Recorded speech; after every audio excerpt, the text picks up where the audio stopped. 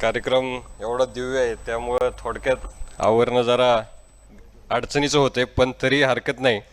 आजचा हा कृतज्ञता सोहळा होतोय आणि ह्या सोहळ्यासाठी उपस्थित असलेले जयदादा आणि संपत तात्यांपासून ते तिकडं सचिन सातवनपर्यंत आणि कौले बापूंपासून ते नाना पाटील आणि दूध संघात चेअरमनपर्यंत सर्वांचं मी मनापासून स्वागत करतो.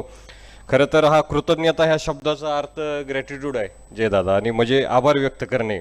आणि आभार व्यक्त करायचे आज तर कोणाचे करायला पाहिजेत, ही एक भावना आहे, हा एक शब्द आहे कृतज्ञता. आणि ही भावना व्यक्त करत असताना सगळ्यात महत्त्वाचं म्हणजे ज्या नेत्याने आम्हाला इथं यायची संधी दिली, ह्या सभागृहात बसायची संधी दिली, तालुक्यात सेवा करायची संधी दिली, त्या नेत्याबद्दल सगळ्यात आधी कृतज्ञता व्यक्त करणं महत्त्वाचं आहे. आणि आज ते नसल्यामुळे फार मनावरती फार मोठं दुःख आहे. सभागृहात बसलेल्या सगळ्यांनाच हे मोठं दुःख आहे. क्षणोक्षणी त्यांच्या ऋणातून व्यक्त होणं हे कर्तव्य आहे आमचं. आणि या कृतज्ञता सोहळ्यानिमित्त मी त्यांचा देखील मनापासून आभार व्यक्त करतोय. हे आज कृतज्ञता होत असताना सगळ्यात महत्त्वाचं मला आभार पण व्यक्त करायचे जे 2012 ते 2017 माझ्याबरोबर ज्यांनी काम केलं. नाना पाटील आहेत, भाऊसाहेब करे आहेत, त्यानंतर आमच्या प्रियांकाताई चव्हाण आहेत, त्यानंतर माझ्यावर पंचायत समितीत ज्यांनी मला सभापती म्हणून काम करायची संधी दिली, अविनाश बाबा आहेत, डॉक्टर सोरटे आहेत, दीपक आबा मुलगुंडे, आमचे दत्तात्रय लोंडेजी, त्यानंतर आमच्या नेवसेताई, गार्डीताई, जगतापताई, सुदर्शना तावरेताई, मी तुमचं देखील मनापासून आभार व्यक्त करतोय. 12 ते 17 मी काम करत असताना नेत्यांनी संधी दिल्यानंतर आपल्या सगळ्यांच्या सहकार्यामुळं चांदगुडे बापूसुद्धा इथं बसलेले आहेत आणि खूप चांगलं काम करता आलं. आणि कृतज्ञता व्यक्त करायची तर तुमच्याबद्दल का करावी लागेल, कारण 2012 ते 2017 नाना पाटील होते, भाऊसाहेब करे त्यावेळेस बांधकाम सभापती होते आणि ह्या इमारतीचं भूमिपूजन संपन्न होत होतं. आणि त्यावेळेस 2014ला आपली सत्ता गेली, दादा सत्तेत नव्हते, पंकजाताई मुंडे त्यावेळेस ग्रामविकास मंत्री झाल्या आणि इमारत सगळी तयार झाली.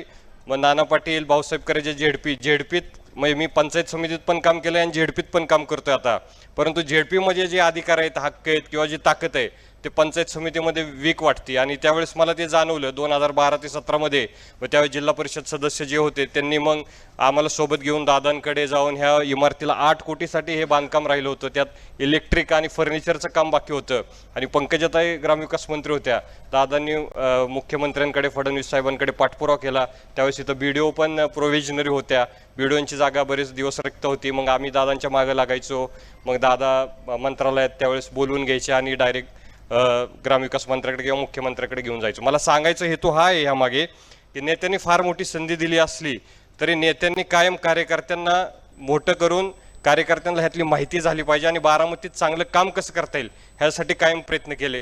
त्याबद्दलचा हा कृतज्ञता दिवस आहे असं मी मानतो. आणि त्यानंतर खूप सारे मी ज्यावेळेस सभापती म्हणून काम करायचो खूप चांगले अनुभव आले. सभापती म्हणून काम करत असताना त्यावेळेस नारायण पाटलांचं एक नाव फेमस होतं पंचायत समितीत, त्यानंतर सतीश मामांचं एक नाव आदराने घेतलं जायचं, कारण त्यांच्या काळात असं होतं ऑर्डर दिली की लगेच ड्रायव्हर, ऑर्डर दिलं की लगेच शिक्षक, ऑर्डर दिलं की लगेच, बरोबर आहे नाना पाटील, त्यावेळेसचा तो काळ होता.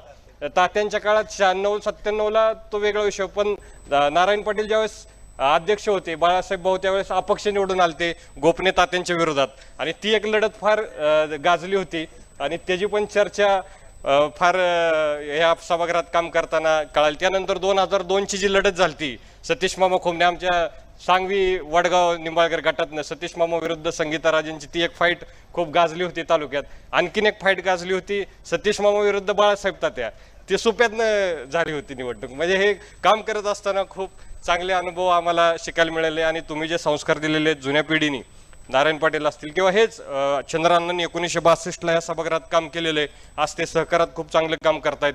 केशवबापूंनी सुद्धा 92ची निवडणूक लढलेली, ते सुद्धा सहकारात चांगलं काम करतायत. रंजन काका सुद्धा पंचायत राजमधून सहकारात गेलेले आहेत. पंचायत राजमध्ये अनुभव घेतलेली लोक नक्कीच सहकारात चांगलं काम करतात, तालुक्याच्या विकासामध्ये खूप चांगलं योगदान देतात. आणि तुम्ही जे लावलेलं रोपटं आहे, म्हणजे पवारसाहेब देशाचे नेते आहेत, दादा राज्याचे नेते आहेत, वहिनीसाहेब राज्याचे नेते आहेत, परंतु त्यांनी जो हा बेस तयार केला आहे, इथले कार्यकर्ते जे मोठे केलेत, त्यांच्यावर जे संस्कार दिलेत, त्यांचे जे विचार दिलेत ते फार मोलाचे आहेत. आणि म्हणून मला त्यांच्याबद्दल कृतज्ञता व्यक्त करणं फार गरजेचं वाटतं. आणि म्हणून हा आजचा कार्यक्रम होत असताना नक्कीच खूप चांगला आजचा आनंदाचा क्षण आहे. दादा हवे होते परंतु नियती पुढं आपलं काही चालत नाही. मी जानेवारीमध्ये पण वहिनींचा असा कार्यक्रम घेतलेला, पण व्यापक कार्यक्रम किरणदादांनी घेतला, कारण त्यावेळेस मला फक्त अध्यक्ष बांधकाम सभापतींचे सत्कार करता आले. परंतु ह्यावेळेस तुम्ही खूप सगळ्यांना बोलवलंय, सत्कार केलाय. परंतु जिल्हा परिषदमध्ये खूप ताकद आहे. मी पंचायत समितीत पण काम केलेलं आहे, अधिकार जास्त जिल्हा परिषदमध्ये आहेत. आणि म्हणून इथनं पुढं काम करत असताना आम्ही नवीन जी टीम, आत्ता दादांनी मला त्यावेळेस चांगलं काम केल्यामुळे संधी दिली.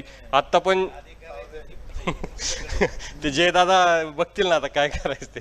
तर तालुका जयदादा, मला असं वाटते की तुमच्यावर, आपल्यावर सगळ्यांवर महत्त्वाची आता जबाबदारी येत्या काळामध्ये तालुक्यात फार चांगल्या पद्धतीनं काम करावं लागणार आहे. पहिले दिवस आता नाही आहेत. मी जसं म्हणलं की जर आधी लोकांच्या अपेक्षा होत्या, त्यांना जर समजा नाना पाटलांनी सांगितलं, भाऊसाहेब करेंनी सांगितलं किंवा नारायण पाटलांनी सांगितलं की कामं व्हायची. आत्ता तसं परिस्थिती नाही आहे. आता लोकांना वैयक्तिक पण काम लागते, सार्वजनिक पण लागते. लोकांना समाधानी करणं फार अवघड आहे. आपल्या तालुक्यात पहिल्यासारखे प्रश्न फार वेगळे आहेत. आता दादांचं आपल्याकडं कवचकुंडल नाही आहेत, मोठा आधार नाही आहे. परंतु जयदादा, तुम्हाला असेल, वहिनी साहेबांना असेल, पारदादांना पुढे जाऊन ह्यामध्ये फार काम करावं लागणार आहे. कारण की सुप्यासारख्या भागाचा प्रश्न आहे. आता माळेगाव नगरपंचायत झाल्यामुळं तशी पंचायत समिती झेडपी विकस होती तालुक्यातली, परंतु नगरविकास माध्यमातून माळेगावचे प्रश्न मार्गी लागतील. परंतु पंचायत समिती जिल्हा परिषदमध्ये काम करत असताना तुमचं सहकार्य, उपमुख्यमंत्र्यांचं सहकार्य फार गरजेचं आहे. पंचायत समिती सदस्यांचा निधी असेल, जिल्हा परिषद सदस्यांचा निधी असेल, जिल्हा नियोजनचा निधी असेल, हे सगळं करत असताना तालुक्यात खेचून आणायचं असेल तर तुमचा पाठिंबा आमच्या मागं खंबीरपणं असणं फार गरजेचं आहे. तुम्ही खंबीरपणं ह्या तालुक्यामध्ये चांगलं काम करा. आम्ही कायम पाठीशी आहे. जे दादांनी संस्कार आम्हाला दिलेत, जे वहिनी साहेबांनी संस्कार दिलेत, ते पुढे घेऊन जायचे. आत्ता नवीन सदस्य म्हणून देखील आमची जबाबदारी आहे आणि माझी सभापती म्हणून पण जबाबदारी आहे.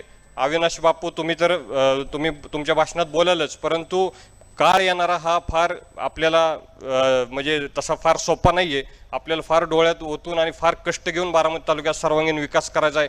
मला अपेक्षा आहे आज सभागृहात असलेले सगळेच मान्यवर यामध्ये आम्ही नवीन सदस्यांना सहकार्य करतील, जुने आम्हाला मार्गदर्शन करतील, नेते आमच्या पाठीमागे खंबीरपणे उभे राहतील, अशी या निमित्ताने अपेक्षा व्यक्त करतो. आणि कृतज्ञता ही एक भावना, हा एक विचार आणि हा एक संस्कार घेऊन आजचा हा कार्यक्रम होतोय. मी माझ्या नेत्याबद्दल प्रचंड कृतज्ञ आहे, माझ्या पक्षाबद्दल कृतज्ञ आहे, तालुक्याच्या जनतेतनं, ज्यांनी आम्हाला परत त्यावेळेस सांगवी गणातनं निवडून दिलं, ह्यावेळेस निंबूत कांबळेश्वर जनतेने ज्या निवडून दिलं, बारामती तालुक्यातनी जनतेने जो आमच्यावर विश्वास टाकला आहे नवीन सदस्यांवर, त्यांचं देखील मी ऋणातून मुक्त होऊ शकत नाही. परंतु त्यांची कृतज्ञता व्यक्त करणं या ठिकाणी मी योग्य समजतो. आणि पुन्हा एकदा एका चांगल्या कार्यक्रमाला आम्हाला बोलवून सन्मान केला त्याबद्दल संयोजकांचे, पंचायत समिती सदस्यांचे, स्टाफचे आणि सगळ्यात महत्त्वाचं आम्हाला बोलायला संधी दिली त्याबद्दल सगळ्यांचे मनापासून आभार व्यक्त करतो. धन्यवाद.